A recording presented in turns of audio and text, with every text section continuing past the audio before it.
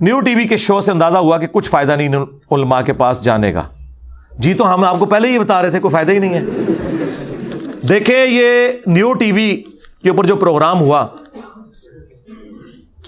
یہ پروگرام میں لینے کے لیے تیار نہیں تھا, کیونکہ اسی ٹی وی چینل نے مجھ سے وعدہ کیا. ان کے سارے بڑوں نے بیٹھ کے میری قرآن کلاسز تسلی سے دیکھیں, اور اس کے بعد انہوں نے ڈیسائیڈ کیا کہ انجینئر صاحب کی تفسیر ہم چلائیں گے. لیکن مولویوں نے دھمکی دی کہ ہم یہ کر دیں گے وہ کر دیں گے, یہ ڈھیلے پڑ گئے. حالانکہ یقین کریں کتے کی اوقات نہیں مولویوں کی, کچھ نہیں کر سکتے, ڈر گئے وہ. تو میں نے انہیں کہا کہ آپ لوگوں نے ٹریلر کیوں چلایا تھا اگر آپ لوگ یہ وزن نہیں اٹھا سکتے تھے؟ پھر آپ لوگ ہمارے اسٹوڈنٹس بھی ہیں, آپ کو پتا ہے کہ مولوی کیا کرتے ہیں. ان کا جی معذرت, آپ ہماری طرف سے معذرت کر لیں, یہ آپ کا رائٹ ہے. پھر میں نے ویڈیو میں بھی کہا کہ یہ ہوا ہے سب کچھ, اگرچہ وہ ٹریلر پہلے ریلیز کر چکے ہوئے تھے. اب اسی نیو ٹی وی والوں نے جب مجھ سے رمضان نشریات کے لیے مانگا, ظاہر ہے سب ٹی وی چینلز چاہتے ہیں کہ ان کی ریٹنگ آئے, تو ریٹنگ تو پھر ہمارے ساتھ ہی آتی ہے. تو میں نے تو انیشلی انکار کیا کہ میں نے پروگرام نہیں دے رہا. پھر انہوں نے میرا ایک کمزور پوائنٹ پکڑا, انہوں نے کہا ٹاپک رکھا ہم نے فرقہ واریت.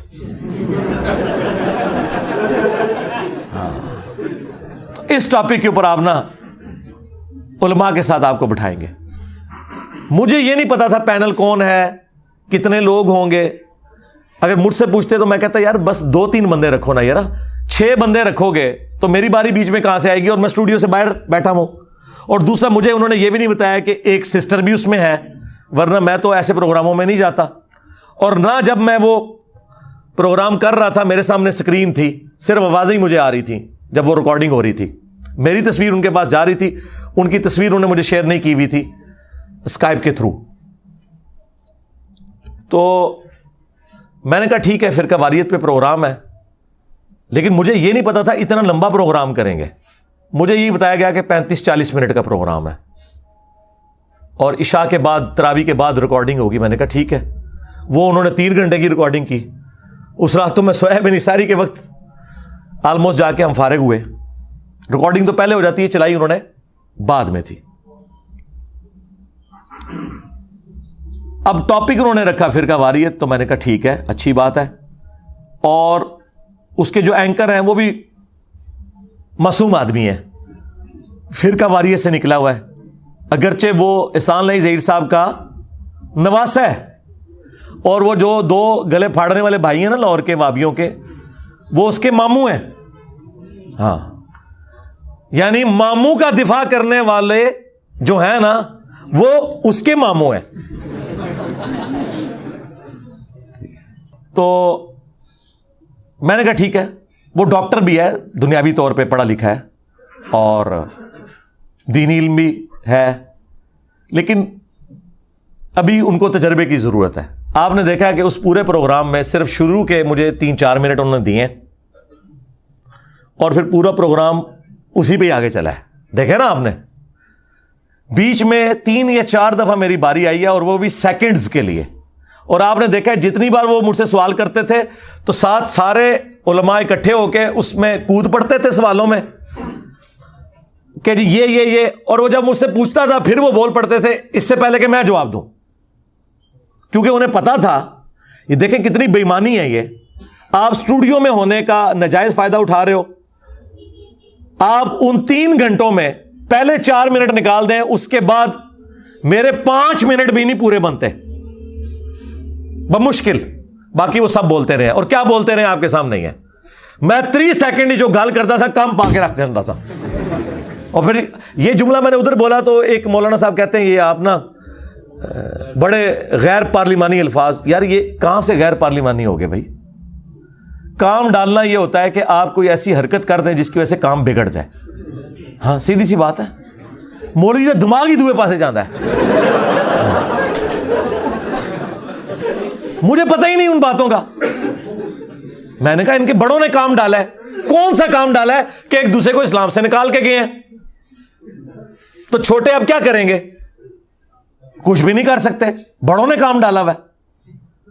تو کہتے ہیں جی یہ جناب غیر پارلیمانی الفاظ استعمال کریں. کہاں سے غیر پارلیمانی الفاظ ہو گئے میرے بھائی؟ تو وہ 30 سیکنڈ جو میرے پاس آئے ہیں میں نے اس میں ریبٹل کیا.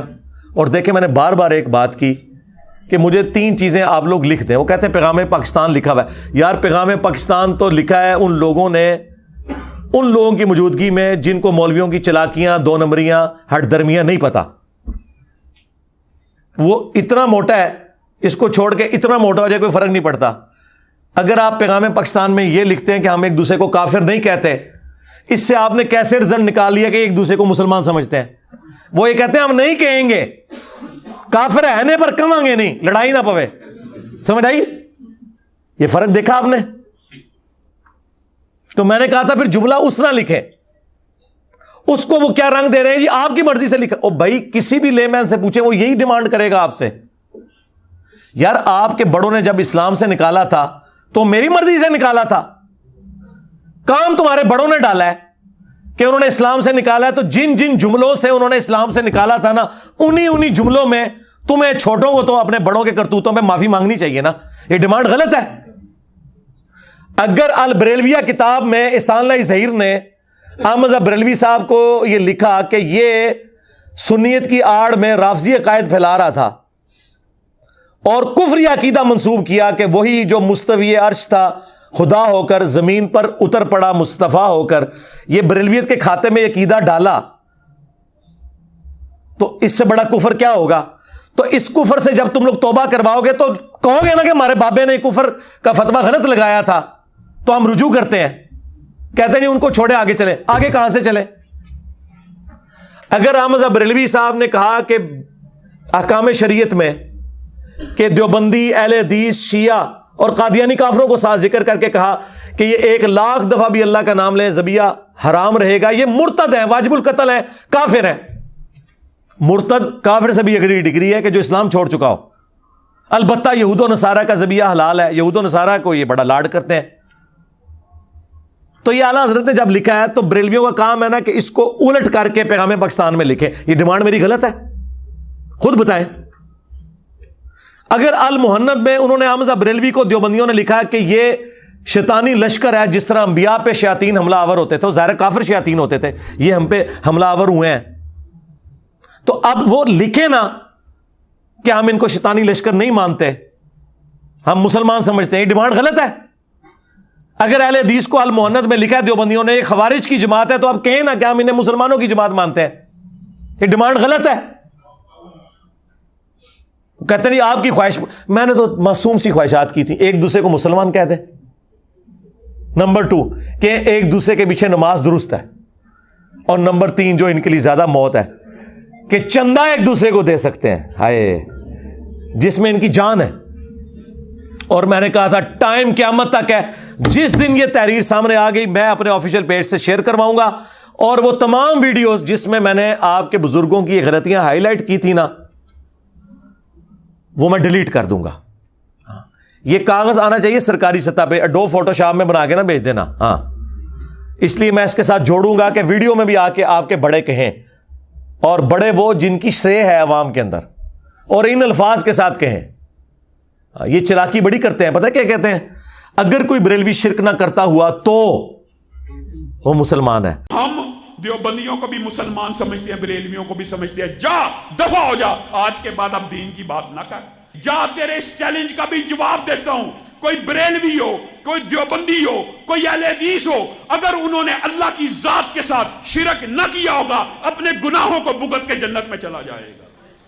اور بریلوی کہیں گے اگر کوئی اہل حدیث گستاخ رسول نہ ہوا تو, اگر کوئی دیوبندی گستاخ رسول نہ ہوا تو, ایڈی شرطاں لاندے جے نا, او دا مطلب یہ ہوتا ہے کہ اے چونکہ اے نہیں نے یا اے ہے نے, لہذا فتویٰ او والا لگے گا. تو اس لیے میں نے کہا تھا غیر مشروط, آپ نے سنا اس میں غیر مشروط, اور وہ آخر وقت تک تیار نہیں ہوئے اس کے اوپر کہ ہم یہ تحریر لکھوا سکیں گے.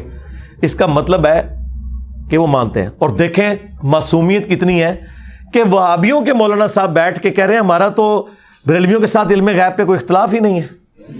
ہائے میں صدقے جاواں, میری نفرت کس طرح پائی پائی بنے جے. تو اس کے جواب میں نے کہا تھا شاہ صاحب جب آپ یہاں سے نکلیں گے نا, آپ کی عوام اور آپ کے مولوی آپ کو جواب دیں گے. یہ شاہ صاحب ان کے بڑے علماء میں سے, میں بڑی عزت کرتا ہوں کیونکہ وہ ہمارے استاد مولانا اسحاق صاحب سے بڑی محبت کرتے ہیں, اور خلافت و ملوکیت کے حوالے سے ان کا وہی سٹانس ہے جو ہمارا ہے، اگرچہ وہ پبلکلی اس طرح بیان نہیں کرتے، ضیاء اللہ شاہ بخاری صاحب حافظہ اللہ تعالی، لیکن وہ بڑی قداور شخصیت ہے، اس وجہ سے اہل حدیث ان کے ساتھ وہ کرتے نہیں، سینکڑوں مدرسے مساجد ان کے انڈر ہیں، بجٹ ان کے پاس بہت ہے، ڈائریکٹ سعودیہ سے آتا ہے، لیکن انہوں نے مجھ سے جسٹ ایک ملاقات کی تو اگلے دن ان کو کلیریفیکیشن کی ایک ویڈیو ریکارڈ کروانی پڑی آج سے کچھ سال پہلے، کیونکہ اپنے مولوی ان کے اوپر ٹپک پڑے، وہی لاہور کے جو گلے پھاڑنے والے کہ شاہ صاحب کیڑے پاسے ٹور پہ ہو تسی، ٹھیک ہے، تو ان کی حالت یہ ہے، ایک دوسرے کا دفاع کر رہے ہیں، اور دیکھو بریلوی بیٹھے ہوئے معصومیت سے کہہ رہے نہیں ہم تو اہل حدیثوں کو کچھ نہیں کافر کہتے ہیں، نہ دیوبندیوں کو کہتے ہیں، تو وہ اسام الارمین کس نے لکھی تھی جس میں اعلیٰ حضرت نے علماء دیوبند کو اور ان کے کفر میں شک کرنے والے کو بھی کافر ڈکلیئر کیا ہوا ہے، اور لکھا چوتھا فرقہ وہابیہ شیطانیہ، یہ شیطان لعین کے پیروکار ہیں، جس طرح روافظ شیطان اتاق کے پیروکار ہیں۔ یہ میں نے اعلیٰ حضرت سے گن پوائنٹ پہ لکھوایا تھا، کہتے ہیں جی یہ مسئلے دفن ہو چکے تھے، انجینئر صاحب نے نکالے۔ یار اگر میں نے اسام الارمین، البریلویہ اور المہند کسی کنویں سے کسی غار سے دریافت کر کے امت میں آگ لگائی ہوتی تو آپ کی بات درست تھی، آپ کی تو یہ ٹیکسٹ بکس ہیں۔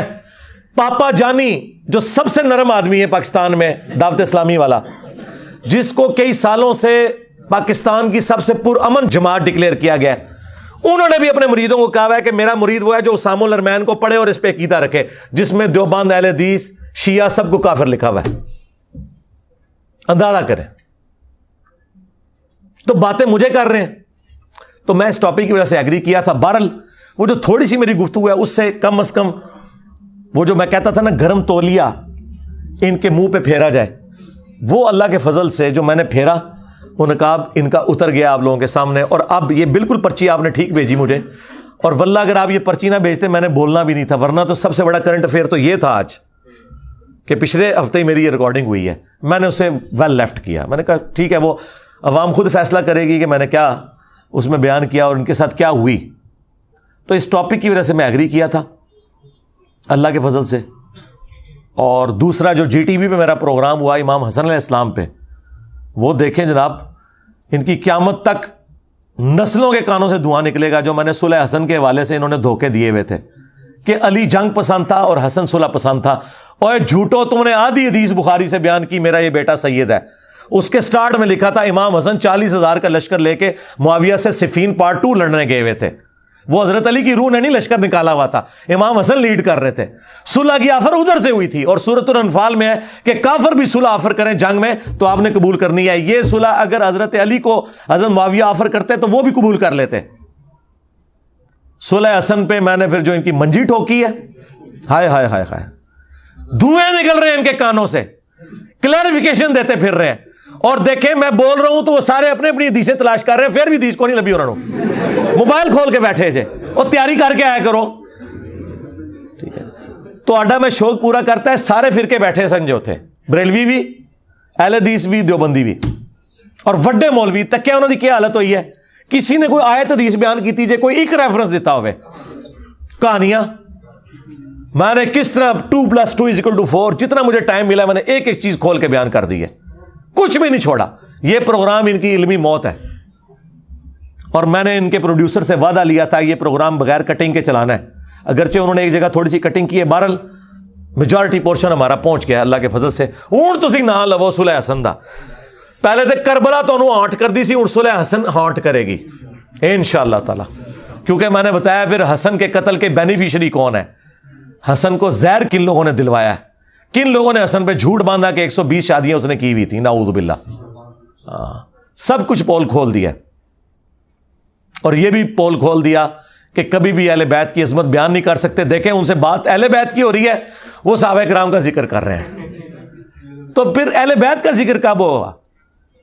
فضائل صحابہ کانفرنس میں بھی صحابہ کا ذکر، فضائل اہل بیت میں بھی صحابہ کا ذکر، تو اہل بیت کا ذکر کہاں ہونا ہے؟ یہی تو ہم کہتے ہیں آپ میں بغض ہے۔ اور میں نے فی البدی 9 حدیثیں اور 3 آیات اور ان کے کانٹیکسٹ میں ٹوٹل 12 کا پیکج میں نے 4-5 منٹ میں بیان کر دیا، اور اس کے بعد جو یہ صلح حسن پہ اور باقی ساری گفتگو میں نے جو کی وہ آپ یوٹیوب پہ جا کے دیکھ لیں۔ اس کے بعد یہ کوئی قابل ہے کہ بیٹھ سکیں دوبارہ؟ اور میں نے بتا دیا بھی صلح حسن منسوخ ہوگی، صلح ہوتی ہے جب آپ اس کی شرط توڑ دیں، ختم۔ اسی دن ٹوٹ گئی جس دن اپنے بیٹے کو نامزد کیا. اور آخری سمجھ لیں جو تھوڑی بہت کوئی شرافت بچی ہوئی تھی نا, تو وہ کربلا کے بعد وہ بھی ختم ہو گئی. 8 صلح حدیبیہ بھی منسوخ اور صلح حسن بھی منسوخ ہو چکی. اور باقی میں نے کہا تھا کہ اگر آپ مجھ سے زیادہ پروگرام کرنا چاہتے ہیں نا تو بولتے ہیں نا علماء کے کر لیں ہمارے ساتھ ماموں کے اوپر پروگرام. تو میں نے کہا میں بخاری مسلم سے ثابت کروں گا جو انہوں نے شرائط مانی تھی ان کی دھجیاں کس طرح بکھیری, ایک ایک چیز بخاری مسلم سے بتاؤں گا.